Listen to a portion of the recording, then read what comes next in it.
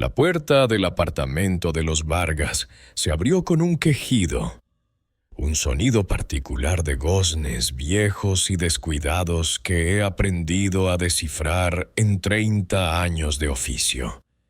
Era el lamento de la madera, suplicando una gota de aceite que nunca llegaría. Ese sonido hablaba de cosas más profundas que una simple falta de mantenimiento. Era la banda sonora de la resignación. Hablaba de una familia donde el dinero no alcanzaba para lo básico, de una puerta que se abría con reticencia, solo cuando la necesidad era más fuerte que el deseo de permanecer ocultos del mundo. La mujer que apareció en el umbral, Elena Vargas, se sobresaltó cuando nuestras miradas se cruzaron. En sus ojos vi esa clase de desesperación que suele ser la antesala de mi llegada. La desesperación con un toque de esperanza. La peor combinación para tomar decisiones sensatas. Era la mirada de quien se aferra a un clavo ardiendo, sin importar que la quemadura sea inevitable. «¿Andrés Vega?», preguntó, mientras su mano con un gesto nervioso y automático intentaba domar un mechón de cabello que se había escapado de una cola de caballo demasiado tirante. «El mismo», respondí, con la voz un poco más áspera de lo que pretendía. «Pase, por favor». Di un paso adentro y el aire me golpeó con una mezcla extraña y familiar. Detergente en polvo y algo que solo podía ser comida de bebé. Un olor a rutina, a lucha diaria. En el pequeño recibidor, los zapatos sobre un estante de metal estaban alineados con una precisión matemática, casi militar, como si siguieran una línea invisible trazada en el aire. El orden llevado al absurdo. Una forma de defensa contra el caos que, intuía, reinaba por dentro. Con los años he aprendido a leer a las personas en estos pequeños detalles, a menudo más reveladores que sus propias palabras. «¿Elena Vargas?», pregunté por formalidad mientras me quitaba la gabardina, que pesaba por la humedad de la calle. Sí, respondió apurada, tomando mi prenda con una prisa que delataba sus nervios. «Pero llámeme Elena, si no le importa». Era alta y delgada, con esa expresión de fatiga permanente grabada en el rostro, la de alguien que vive en un estado de alerta constante, siempre esperando la siguiente catástrofe. Sus manos, de uñas cortas y una piel reseca por el antiséptico, la delataban como personal sanitario mucho antes de que tuviera la oportunidad de decirlo. «Pase al salón», indicó, señalando una puerta a la derecha. «Elías ya lo está esperando. Él se ha preparado para la visita». En esa última frase, su voz se tiñó de una mezcla de orgullo y una profunda ansiedad. Un tono que he oído demasiadas veces en los padres de niños que no encajan en el molde del mundo. El apartamento era pequeño, pero de una pulcritud que rozaba lo estéril. No había objetos superfluos, todo era funcional, casi ascético. En las paredes colgaban algunos dibujos infantiles, pero no eran los garabatos abstractos y coloridos que uno esperaría, sino esquemas, planos de rutas, horarios meticulosamente trazados.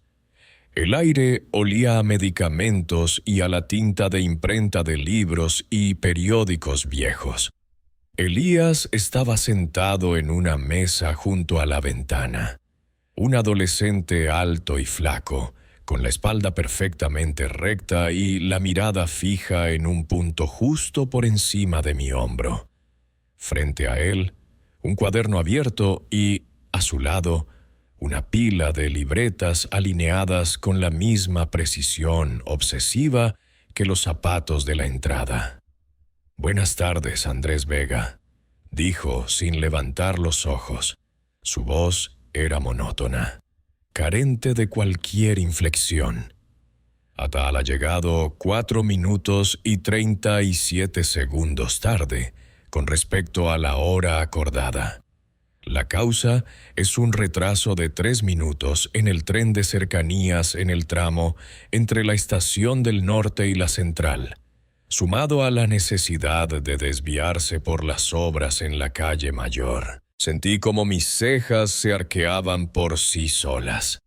Detrás de mí, Elena soltó un suspiro casi inaudible. «Elías se sabe de memoria los horarios de todos los trenes», explicó ella, como disculpándose. «Y sigue las obras públicas de la ciudad. Es su particularidad».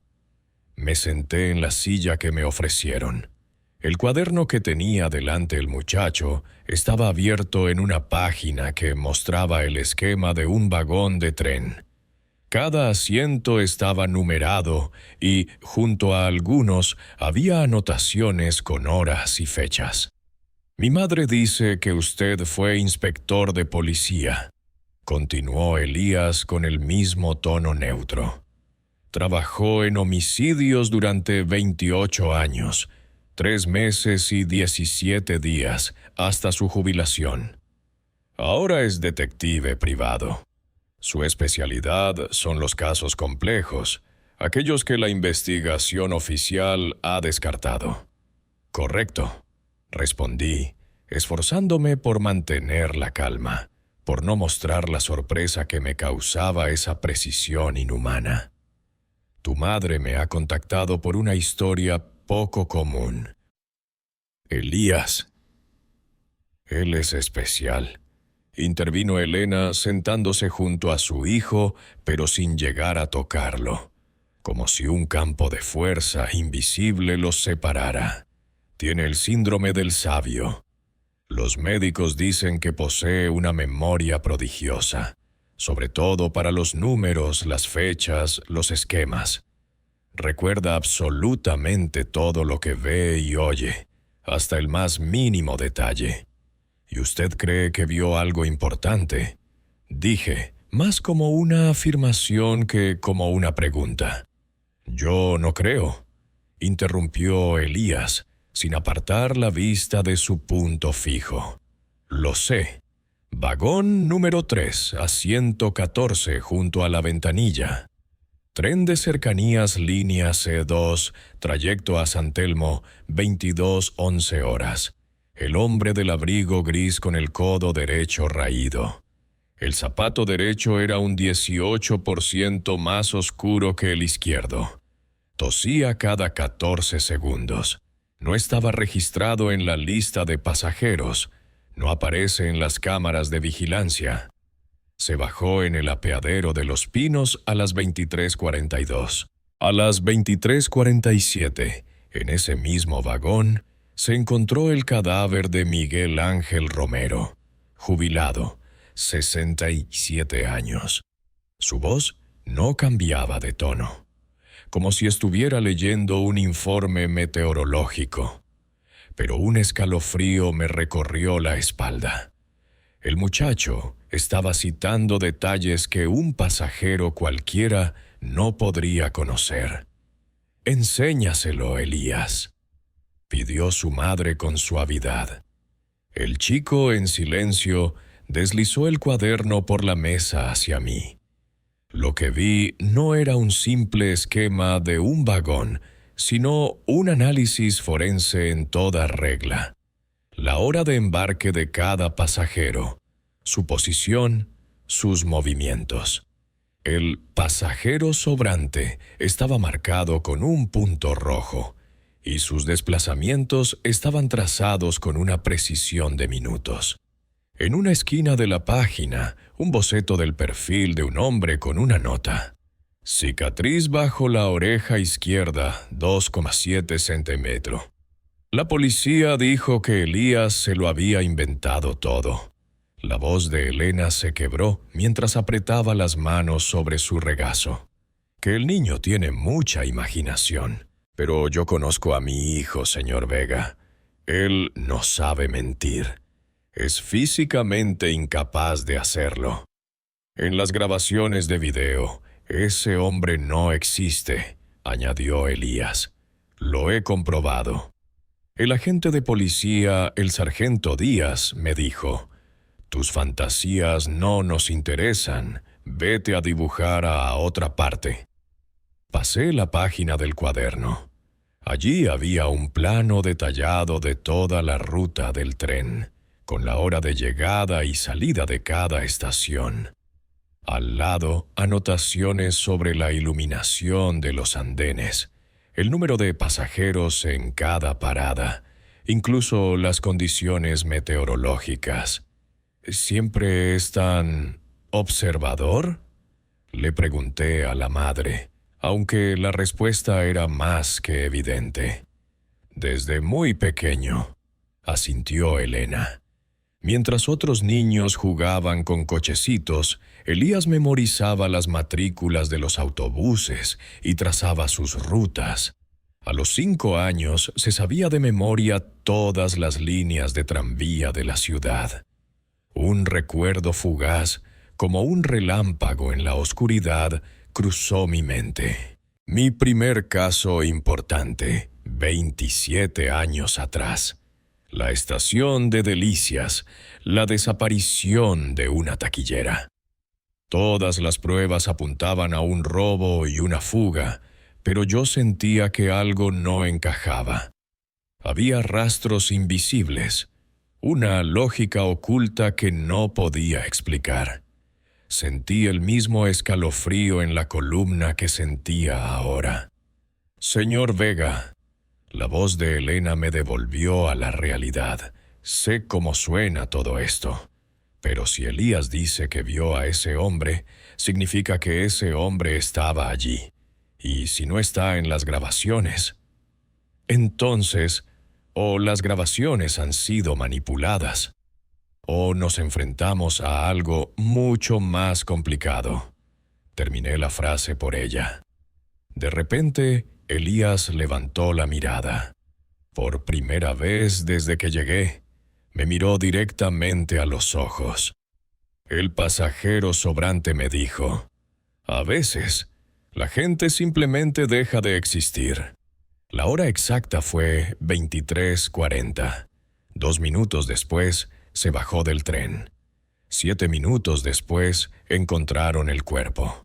Sus ojos estaban vacíos y al mismo tiempo eran infinitamente profundos, como el cielo de invierno sobre una vía de tren abandonada. No había miedo ni emoción en ellos, solo una certeza absoluta en sus palabras. «Acepto el caso», dije, cerrando el cuaderno, «pero voy a necesitar la ayuda de Elías». El muchacho asintió, como si lo hubiera estado esperando. «El tren de la línea C2, con salida de la estación central mañana a las 14:22. El vagón está ahora en la vía de mantenimiento. Puedo enseñárselo todo en el lugar de los hechos.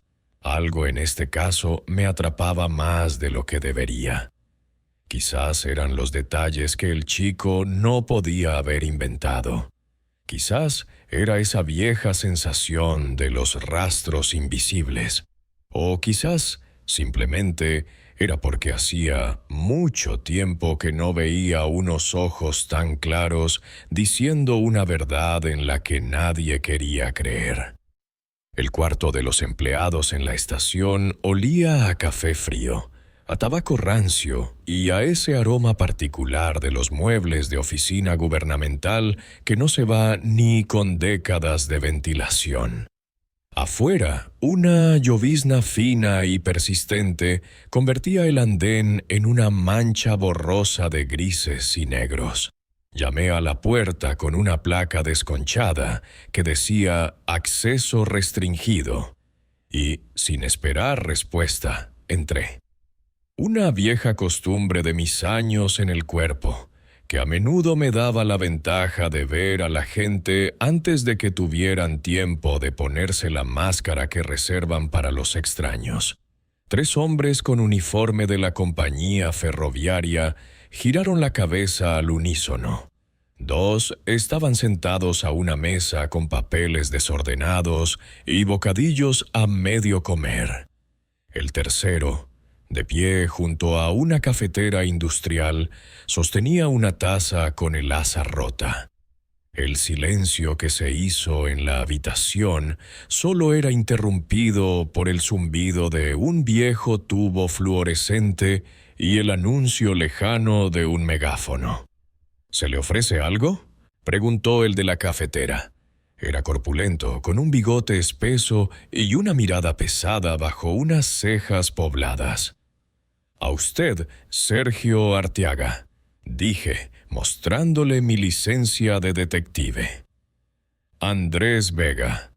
Tengo unas preguntas sobre el incidente en el tren nocturno de hace 3 noches». Los hombres intercambiaron una mirada. Uno de los que estaban sentados, un joven de pelo ralo, recogió sus papeles a toda prisa y se fue sin siquiera despedirse. El otro, un hombre mayor con la piel del color del pescado seco, se enfrascó en el estudio de un horario, ignorando mi presencia de forma ostentosa. «La policía ya lo ha investigado todo», dijo Arteaga, dejando la taza sobre la mesa con tanta fuerza que el café salpicó los papeles. «¿Qué más quiere remover?» «Me interesan los detalles que pudieron pasar por alto», dije, adentrándome en la habitación. Mi mirada registró la carta de rutas descolorida en la pared, un calendario con una modelo de neumáticos y varias fotos antiguas en marcos deslucidos. En particular, un pasajero del tercer vagón que se bajó en el apeadero de Los Pinos. La mejilla de Arteaga sufrió un tic nervioso. «No hubo tal pasajero». «Según los informes oficiales, no», esbocé una sonrisa. «Pero he hablado con un testigo, un chico, Elías Vargas. Él asegura lo contrario». Al mencionar el nombre de Elías, el ferroviario mayor levantó la cabeza, lanzó una mirada fugaz a Arteaga y volvió a hundir la vista en sus papeles. Esa reacción momentánea me dijo más que horas de interrogatorio. «Ah, el matemático», dijo Arteaga con desdén, cruzándose de brazos. «¿Qué se puede hablar con él? Es un chaval raro, todo el mundo lo sabe. Va y viene en los trenes, sentado junto a la ventana, dibujando sus esquemas. Es inofensivo, pero está...» Se llevó un dedo a la sien y lo giró. «Inofensivo, pero observador», puntualicé, sentándome en el borde de su mesa. «Y con una memoria fotográfica». «¿Y qué?». Arteaga se acercó, cerniéndose sobre mí. Olía a polvo de hierro, a tabaco y a una colonia barata. «El crío tiene imaginación. Habrá leído demasiadas novelas. No había ningún pasajero que no estuviera en las listas. Se revisaron las grabaciones. Se miraron las cámaras. Todo está limpio». Hice una pausa deliberada, mirándolo directamente a los ojos. Un viejo truco. La gente no soporta el silencio prolongado, especialmente cuando sienten algo de culpa o ansiedad. «¿Las cámaras funcionaban correctamente?», pregunté finalmente. «¿Se conservan todas las grabaciones?». El ferroviario mayor tosió discretamente. Arteaga le lanzó una mirada fulminante. «El equipo es viejo. A veces hay fallos», admitió a regañadientes. «Pero esa noche todo funcionaba, casi todo». «¿Casi?». «Mire», se inclinó de repente hacia mí, bajando la voz. «¿Qué es lo que quiere? El caso está cerrado. Encontraron al asesino, un vagabundo con una navaja. No hay nada más que escarbar aquí, y menos por las fantasías de un chaval extraño. Un chaval extraño que sabe con exactitud el color de sus zapatos esa noche, el número de botones de su uniforme y la hora de cada parada. Señalé con calma, que incluso recuerda que usted bebía café y no té de esa misma taza y que tenía una mancha de salsa en la manga derecha. El rostro de Arteaga cambió sutilmente. La máscara de irritación se deslizó por un instante, revelando una mezcla de sorpresa y alarma. Lo vi esa noche, admitió de mala gana. Estaba sentado en el tercer vagón junto a la ventana, callado sin molestar a nadie. Siempre viaja así. Su madre trabaja en el turno de noche y él, viaja en el tren. Dice que le tranquiliza más que estar solo en casa. ¿Y esa noche vio algo inusual? Arteaga cogió su taza, bebió un sorbo y arrugó el gesto por el café frío.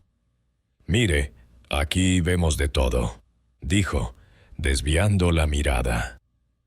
«Pasajeros extraños, gente rara. No los controlamos a todos, ¿entiende? Especialmente en los trenes nocturnos. Uno sube, otro baja. Lo que nos importa es que no haya problemas. ¿Estaba ese hombre allí?» Saqué del bolsillo la hoja con el dibujo de Elías. Abrigo gris, cicatriz bajo la oreja izquierda, zapatos de distinto tono. Arteaga miró el dibujo y algo en su rostro cambió de nuevo. Un destello de reconocimiento, rápidamente oculto tras una máscara de indiferencia. «Viaja gente de todo tipo», se encogió de hombros. «Pudo haber uno así. No me fijo en las caras». De repente, el ferroviario mayor que estaba en la mesa habló. «¿Por qué mientes, Sergio?», dijo con voz ronca. «Tú mismo hablaste del sobrante en el tercer vagón». Arteaga se giró bruscamente hacia él. «Cierra la boca, Pedro. Nadie te ha pedido tu opinión». «Sobrante».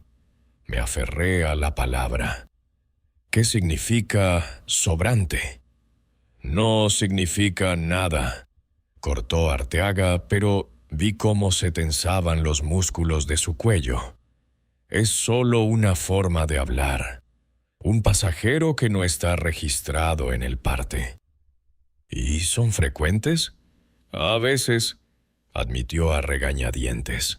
«En los trenes, en las estaciones. Gente que nadie recuerda. A veces, gente que nadie ve, excepto una o dos personas». De repente se acercó más. Pude sentir su aliento pesado. «¿Sabe lo que decimos en el gremio? Si ves a un sobrante, es mejor hacer como que no lo has visto. Saldrás ganando». Hubo un maquinista que insistía en que había visto a un hombre en las vías donde no podía haber nadie. Escribió informes, exigió una investigación. Y luego, un día, desapareció él. Simplemente no se presentó a su turno, sin dejar rastro. «¿Intenta asustarme, Arteaga?», pregunté sin moverme. «Le advierto», se enderezó, «de persona a persona. Las cámaras no lo graban todo. A veces, un hombre que sobra simplemente deja de existir para siempre. Y su muchacho hace mal en hablar de esto. Muy mal». En ese momento el joven ferroviario que se había marchado al principio regresó. «Sergio, te llama el jefe de turno», dijo, evitando cuidadosamente mi mirada. Arteaga asintió y luego se volvió hacia mí. «He terminado, señor detective. El trabajo me espera. Si quiere presentar una denuncia, hágalo. Pero tenga en cuenta que todas las cámaras han sido revisadas, todas las grabaciones visionadas. No hay ningún pasajero sobrante. Se dirigió a la salida, pero se detuvo en la puerta. Y una cosa más, deje al chico en paz. Ya tiene bastante con lo suyo. Su madre es una buena mujer, una trabajadora. No les cree más problemas. Cuando la puerta se cerró tras él, el anciano ferroviario Pedro dijo en voz baja: «Si le interesa el tercer vagón, hable con Nina, la de videovigilancia». Estuvo revisando las grabaciones ayer y encontró algo, pero no le diga a nadie que se lo he dicho yo. Asentí y salí de la habitación. En el andén, la llovizna seguía cayendo. El tren parado en la vía más lejana, el mismo del que sacaron el cadáver hace 3 noches, parecía un fantasma en la niebla. Sabía que mi siguiente paso era inspeccionarlo con Elías. Algo me decía que el chico, con la memoria prodigiosa, había visto más de lo que había contado. Y ese más era lo que ponía tan nerviosos incluso a los veteranos ferroviarios. El tren en la vía muerta parecía una criatura extinta. La lluvia golpeaba el techo metálico, creando ese ritmo particular que siempre he asociado con el insomnio y la soledad. Los vagones estaban a oscuras, excepto por una tenue luz de emergencia en el tercero, el lugar donde 3 noches atrás habían encontrado el cuerpo. Vi a Elías desde lejos, una figura delgada con una chaqueta oscura, de pie e inmóvil junto a la entrada del vagón, como un centinela o un espectro de las leyendas ferroviarias.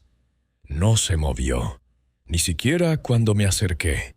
Simplemente miraba la puerta con la misma expresión concentrada que la gente normal reserva para recordar una pesadilla. Encendieron la luz de emergencia a las 23:49. Dijo Elías a modo de saludo. 6 personas entraron al vagón por esta puerta. 2 policías, un médico, el supervisor Arteaga y 2 hombres de paisano. La temperatura del aire era de 4,3 grados centígrados. Hablaba de forma monótona, como si leyera un parte meteorológico, pero cada palabra resonaba con verdad, con esa certeza absoluta que es imposible de fingir. He interrogado a cientos de testigos y he aprendido a distinguir la mentira de la verdad, la fantasía del recuerdo. Este chico, sin duda, había visto todo lo que contaba. «Entremos», propuse, sacando una linterna. Elías asintió brevemente y fue el primero en subir los escalones. Sus movimientos eran precisos, calculados, como los de un autómata o alguien para quien cada paso tiene una importancia vital. Dentro del vagón olía a humedad, a desinfectante y a ese aroma sutil pero persistente que siempre queda en los lugares donde ha habido violencia. Un olor a miedo y a dolor que parece impregnarse en las paredes. Las luces de emergencia proyectaban una luz azulada y fantasmal, convirtiendo el sencillo vagón en el escenario de un mal sueño. En el suelo aún se veían los restos de la tiza con la que habían perfilado el cuerpo y unas cuantas gotas de sangre en un asiento que no habían logrado limpiar del todo. El pasajero sobrante se sentó aquí.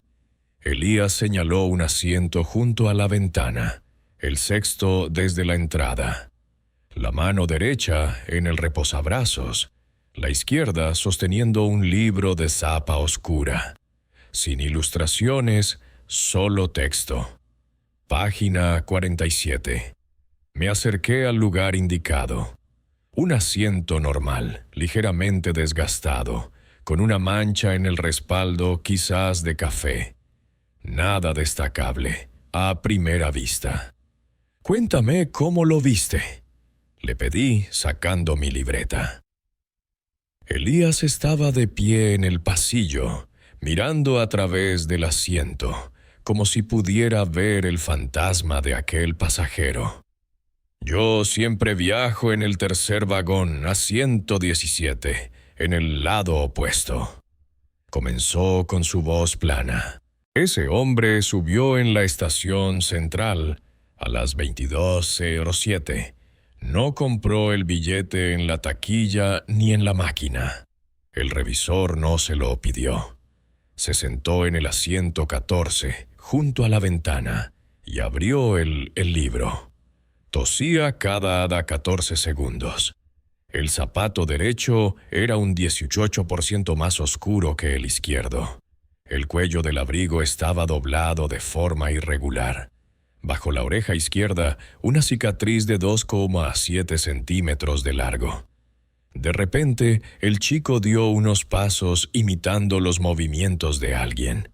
A las 23:20 se levantó y fue a la plataforma entre vagones. Volvió 4 minutos y 23 segundos después. Se sentó en el mismo sitio. A las 23:35 miró su reloj, mecánico, con correa metálica. A las 23:40 dijo: «A veces la gente simplemente deja de existir». No entendí si me hablaba a mí o a otra persona. En el vagón quedábamos 3 más. Una mujer mayor, dormida, en el asiento 25, un hombre con un periódico, asiento 32, y un estudiante con auriculares, asiento 8. «¿Estás seguro de que dijo exactamente esas palabras?» Y observé su rostro con atención. «Recuerdo todo lo que oigo», respondió Elías sin más. La frecuencia de su voz era baja, entre 85 y 90 hercios. Hablaba despacio, con pausas entre las palabras. Iluminé con la linterna el espacio bajo el asiento donde supuestamente se sentó el pasajero sobrante. Nada. Me arrodillé y pasé la mano por la tapicería, y de repente mis dedos notaron algo en la rendija entre el asiento y el respaldo. Un objeto pequeño, atascado en las profundidades de la tela. Con dificultad, extraje mi hallazgo. Un llavero metálico con las iniciales AL, grabadas, y un extraño símbolo, parecido a un círculo tachado. «Es suyo», dijo Elías al instante, mirando el llavero. Llevaba un juego de llaves en el bolsillo derecho del abrigo. Al sacar el libro, el llavero se enganchó en el forro. Le vi desengancharlo. Supongo que este se quedó ahí. Le di vueltas al objeto en mis manos. Un llavero corriente, pero extrañamente pesado para su tamaño. Y el grabado parecía inusual. No era un trabajo a máquina, sino como si hubiera sido quemado con algo muy caliente. ¿Y qué pasó después? Después de sus palabras sobre la gente que deja de existir, Elías volvió a moverse por el pasillo, repitiendo mecánicamente los movimientos de otro. A las 23:42 se levantó, cogió el libro, miró por mi ventana y asintió. Se dirigió a la salida. El chico señaló la puerta opuesta del vagón. El tren se detuvo en el apeadero de Los Pinos. Él se bajó. No lo volví a ver. «Espera», fruncí el ceño. «¿Los Pinos? Pero ese tren no para ahí. Es una parada técnica». «Esa noche paró», afirmó Elías sin la menor sombra de duda. «Durante 47 segundos. En el horario oficial, esa parada no existe». Miré el llavero en mi mano y luego al chico. Algo no cuadraba. Si el tren realmente hizo una parada no programada, debería estar registrada en el parte de servicio, a menos que... Elías, ¿qué ocurrió después de que ese hombre se bajara? A las 23:07 oí un ruido al fondo del vagón. Allí estaba sentado el hombre mayor, Miguel Ángel Romero, 67 años. Elías señaló el lugar donde quedaban las manchas de sangre. De repente se desplomó. Me acerqué. Tenía una herida en el pecho, sangre en la camisa. No tenía pulso. Pulsé el botón de emergencia para llamar al supervisor. Arteaga llegó 2 minutos y 15 segundos después.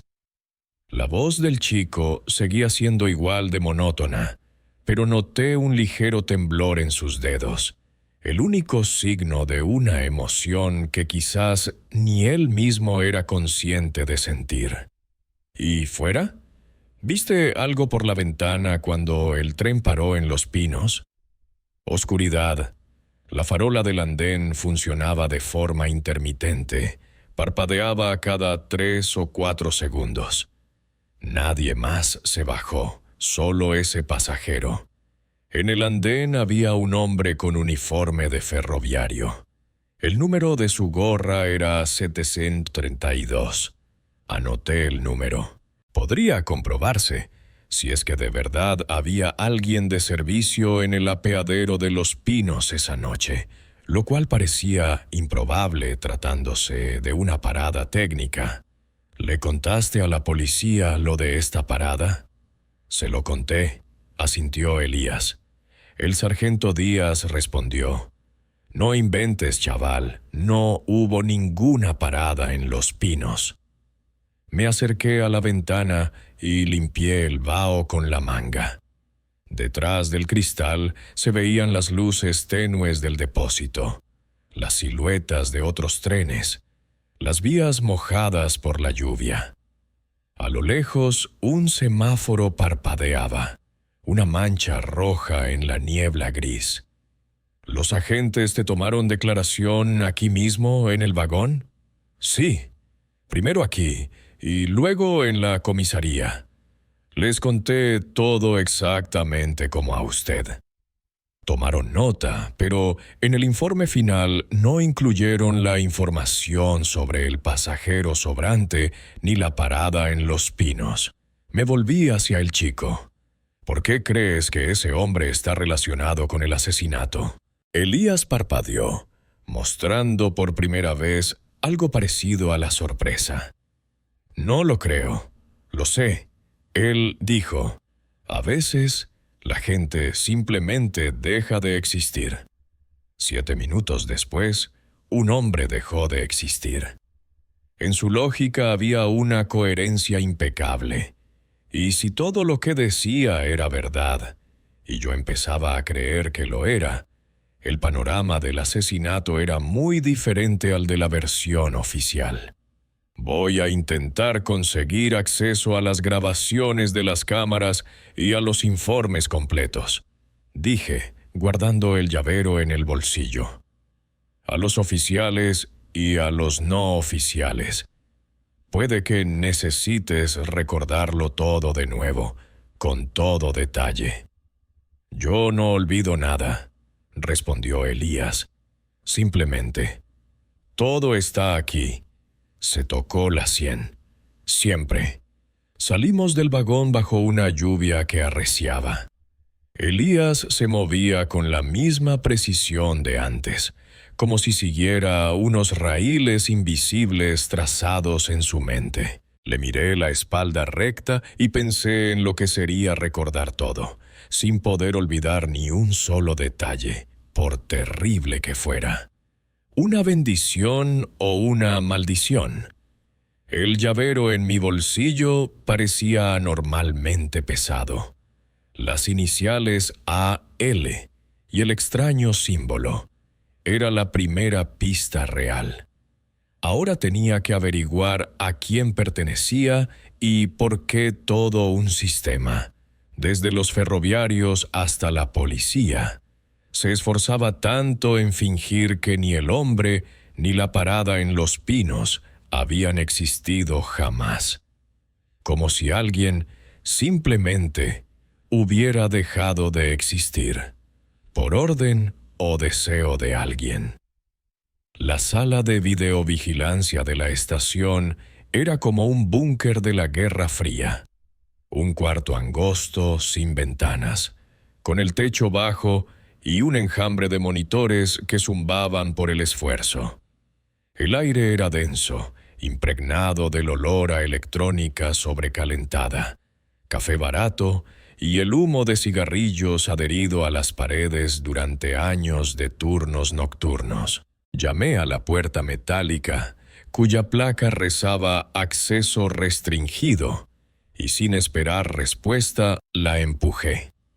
Un viejo hábito. Entrar antes de que la gente pueda pensar en una excusa para no dejarme pasar.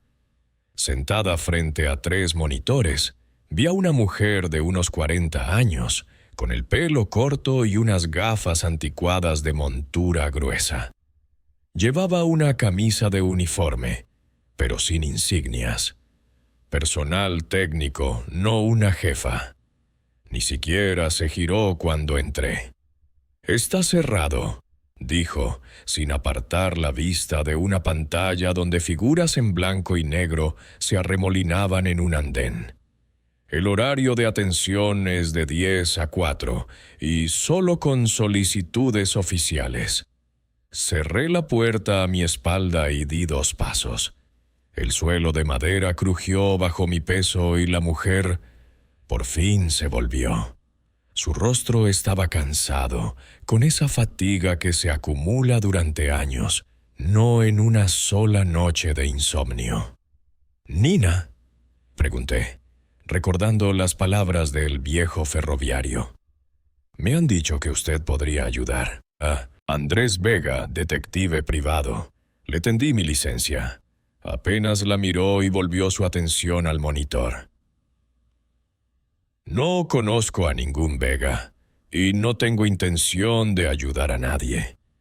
Saqué del bolsillo el llavero con las iniciales AL que encontré en el vagón y lo dejé sobre la mesa, frente a ella.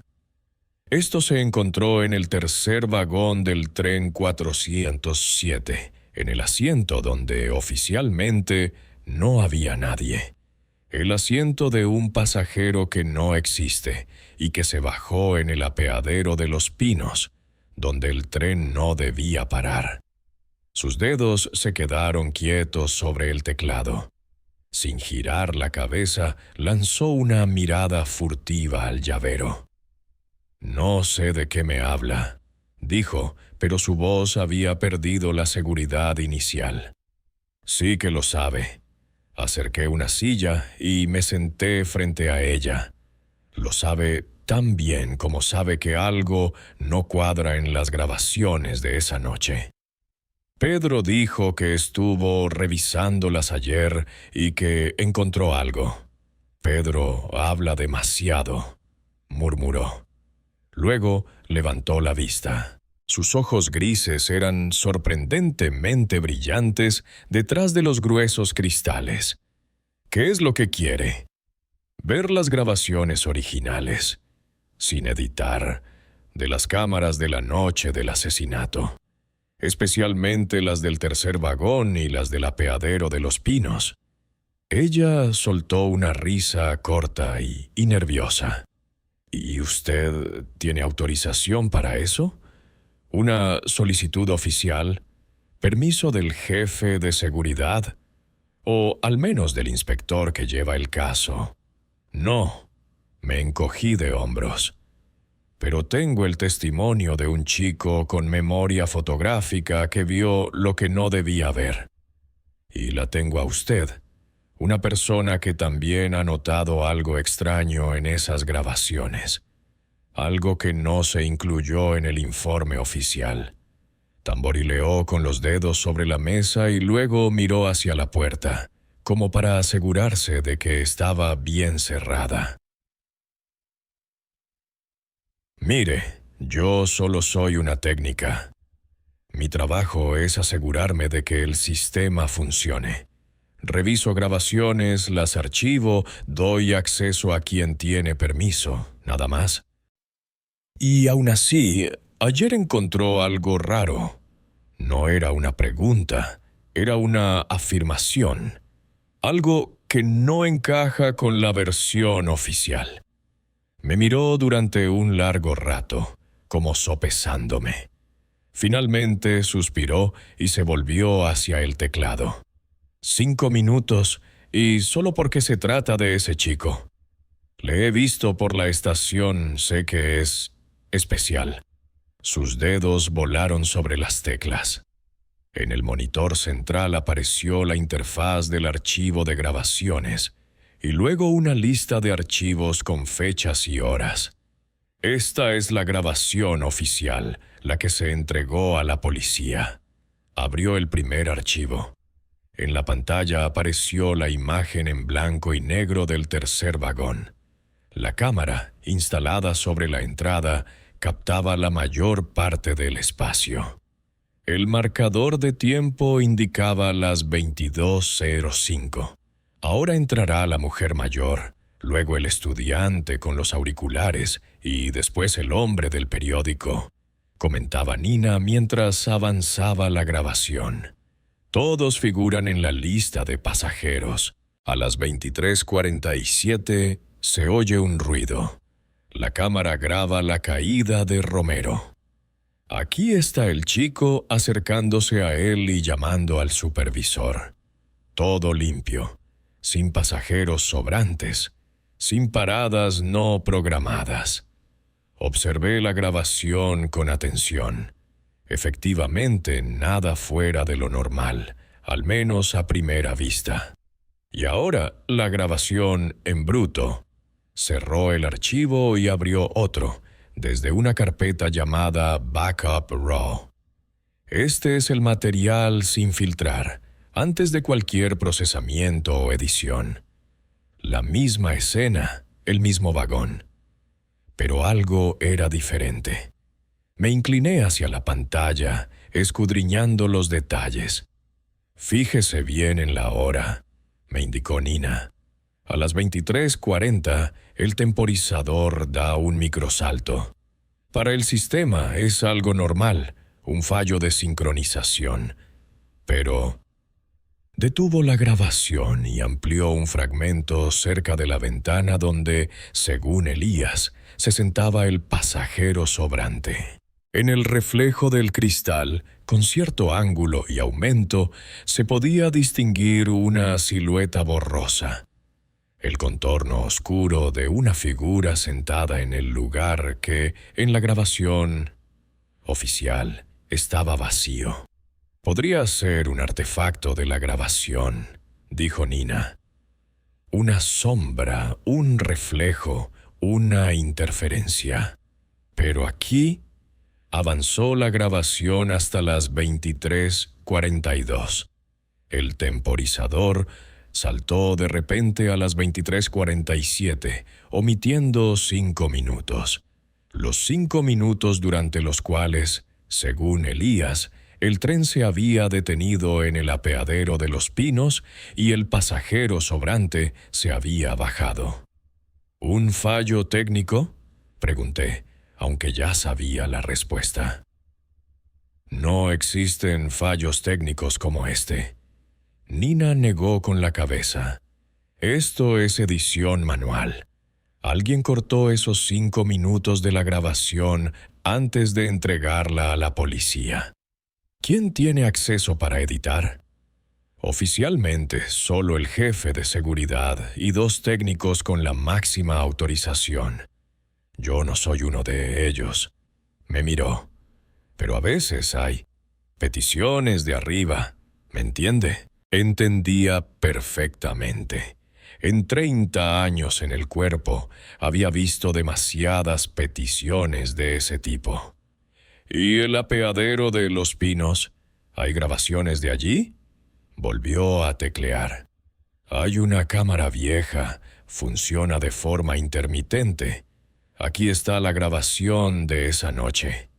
En la pantalla apareció una imagen borrosa de un andén apenas iluminado. La calidad era pésima. La imagen temblaba y a ratos desaparecía. A las 23:42, exactamente como había dicho Elías, apareció un tren en el cuadro. Se detuvo durante 47 segundos y luego continuó su marcha. En los momentos en que la imagen se estabilizaba, se podía distinguir una figura borrosa en el andén. Un hombre con uniforme de ferroviario. ¿Se ve el número de la gorra?, pregunté, recordando las palabras de Elías. Nina negó con la cabeza. La calidad es demasiado mala. Pero es verdad que había alguien allí. Alguien que no debería haber estado. En Los Pinos no había personal de servicio esa noche. Comprobé el cuadrante. Me recliné en la silla, procesando lo que acababa de ver. La grabación, sin editar, confirmaba las palabras de Elías y contradecía la versión oficial.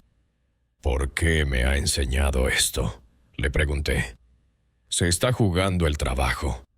Volvió a mirar el llavero que yo había dejado sobre la mesa. Mi hermano desapareció hace 5 años. Una historia parecida. Viajaba en un tren de cercanías. Se bajó en una estación donde, según el horario, no había parada. Y se lo tragó la tierra. Sin grabaciones, sin rastros. La policía buscó un poco para cubrir el expediente y cerró el caso. Después de eso, empecé a notar estas rarezas en las grabaciones. Saltos, incongruencias. Como si alguien estuviera borrando metódicamente a la gente de la realidad. De repente, del altavoz bajo uno de los monitores surgió una voz, baja, apenas audible, pero que me heló la sangre. Mejor no te metas, Andrés. No todos los pasajeros merecen ser encontrados. Nina se sobresaltó y apagó rápidamente el altavoz. ¿Qué ha sido eso?, pregunté sintiendo un escalofrío. Interferencias, respondió ella demasiado rápido. A veces el sistema capta fragmentos de otras conversaciones. Radios, teléfonos, cosas así. Pero sus manos temblaban ligeramente mientras cerraba los archivos y apagaba los monitores. Tiene que irse, ahora mismo, y olvide lo que ha visto. No puedo. Recogí el llavero de la mesa.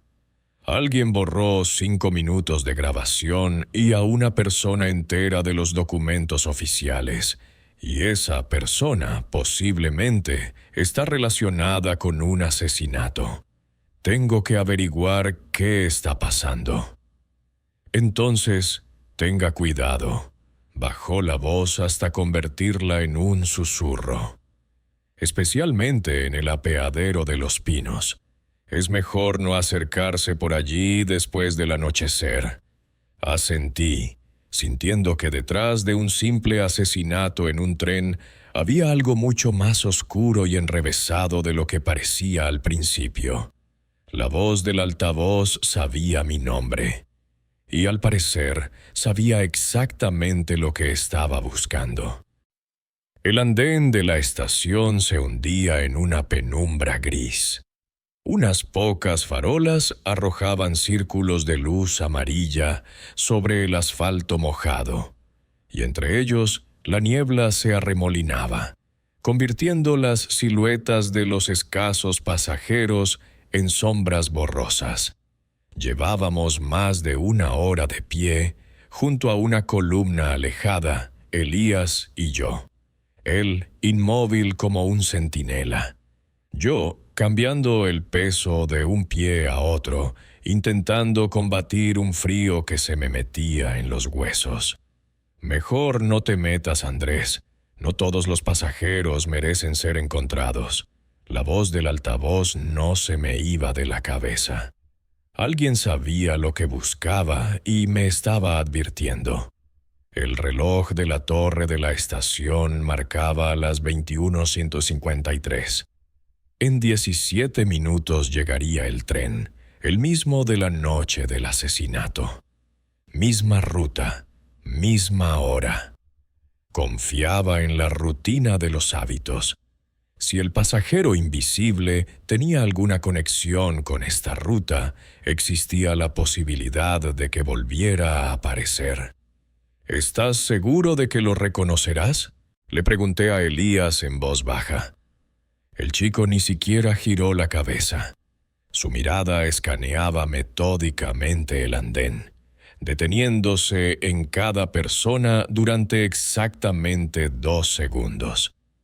Lo recuerdo con una precisión del 98,7%, respondió. Cicatriz bajo la oreja izquierda de 2,7 centímetros. El zapato derecho más oscuro que el izquierdo. El cuello del abrigo doblado de forma irregular. Tos cada 14 segundos. Asentí.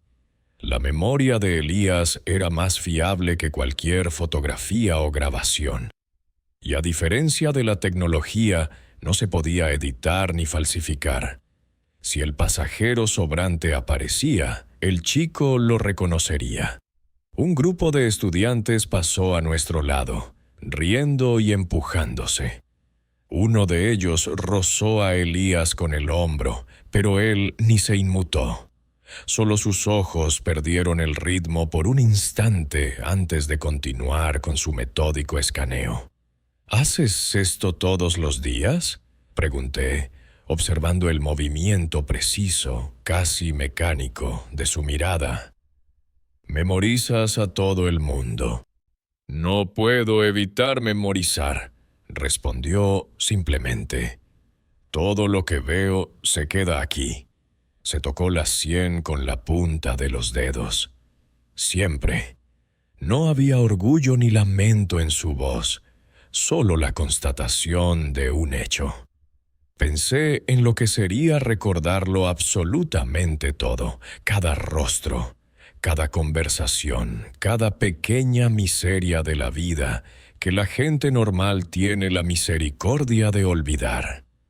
A medida que se acercaba la hora de llegada del tren, el andén empezó a llenarse.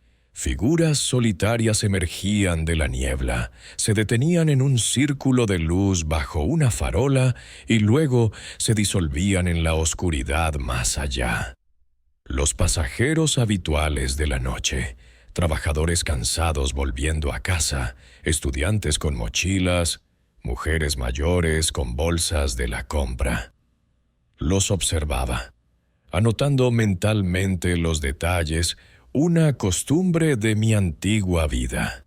¿Quién llevaba las manos en los bolsillos? ¿Quién miraba nerviosamente a su alrededor? ¿Quién rehuía la mirada? «Aquel de allí», dijo de repente Elías, y yo me sobresalté. Su brazo se levantó, señalando una figura con una chaqueta gastada que estaba en el límite entre la luz y la sombra. Un hombre de estatura media, delgado, con la mirada perdida. Alguien que pasaría desapercibido en una multitud. ¿Estás seguro?, entorné los ojos, intentando distinguir la prometida cicatriz o el cuello irregular. No se parece en nada a la descripción. No es la ropa, aclaró Elías. Es la forma de andar. Frecuencia de paso de 1,2 por segundo. Desviación del pie derecho de 7 grados hacia el exterior. Y está mirando exactamente al lugar donde parará el tercer vagón, asiento 14. Me concentré en el hombre señalado. Efectivamente, había algo en su comportamiento que lo distinguía del resto. Una especie de tensión contenida.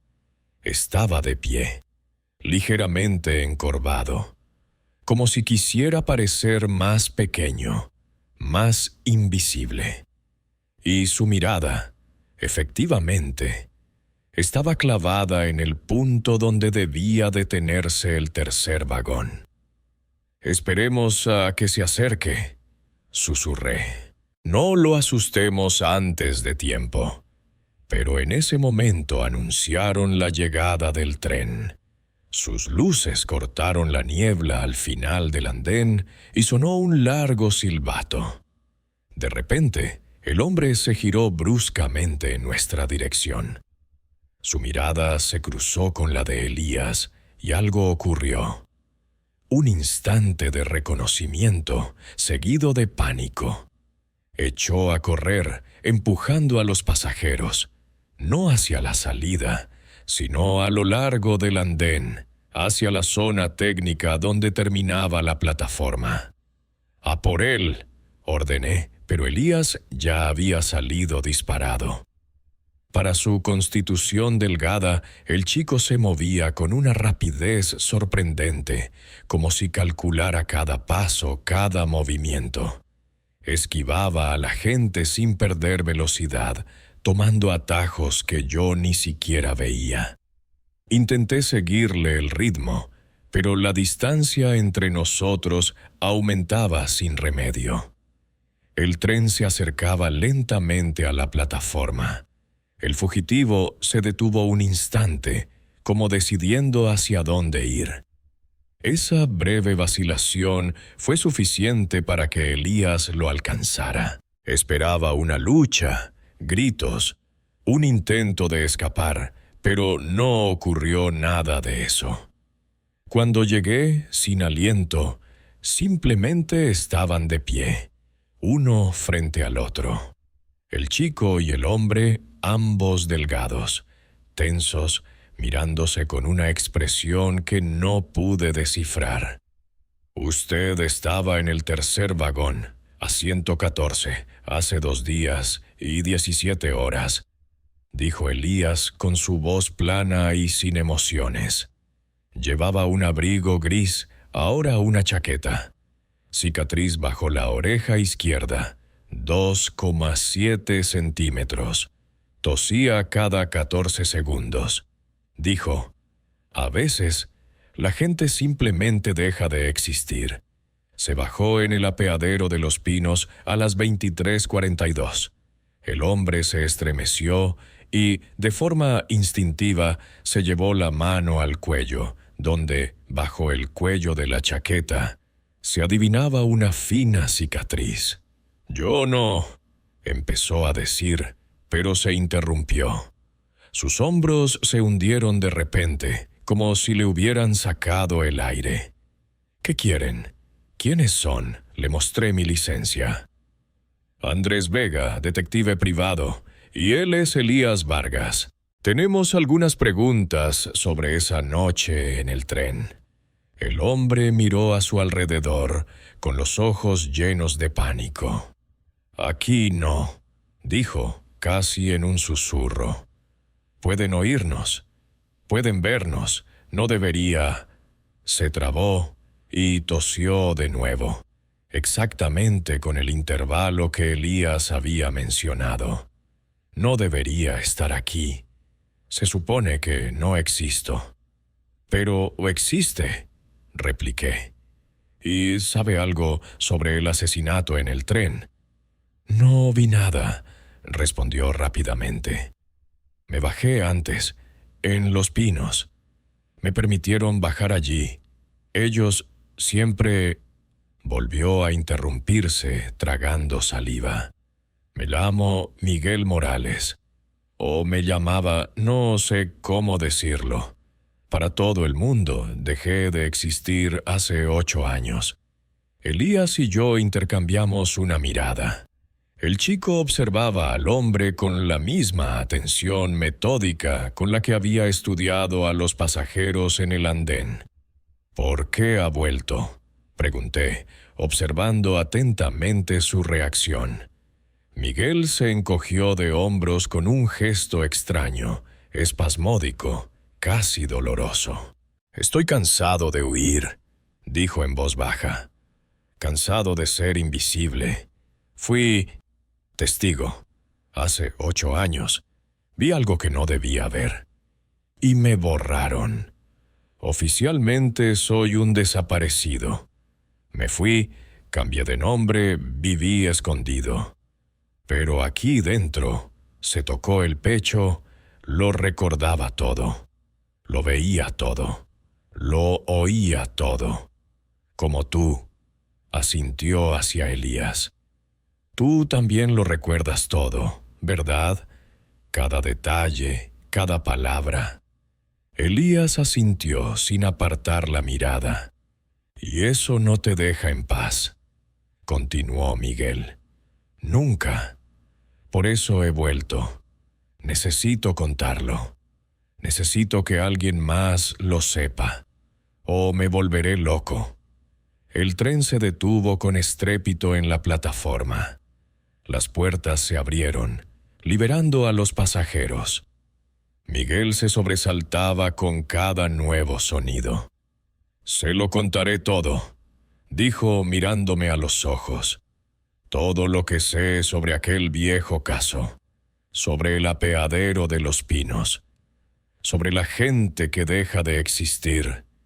Pero tienen que protegerme, porque en cuanto empiece a hablar, intentarán borrarme, esta vez para siempre». En sus ojos había un miedo real, animal, no era una actuación. El miedo de un hombre que ha pasado demasiado tiempo huyendo de algo invisible pero terriblemente real. «¿Quiénes son ellos?», pregunté, aunque ya sabía que no obtendría una respuesta. Al menos, no aquí y ahora. Miguel negó con la cabeza. «Salgamos de aquí, a la policía, o a cualquier sitio, pero lejos de la estación. Tengo que contarlo todo mientras pueda». Miró a Elías con una extraña expresión, como si viera en él su propio reflejo, su pasado o su futuro. «Hiciste bien en memorizarme», dijo en voz baja. «Ahora vuelvo a existir, al menos para vosotros dos».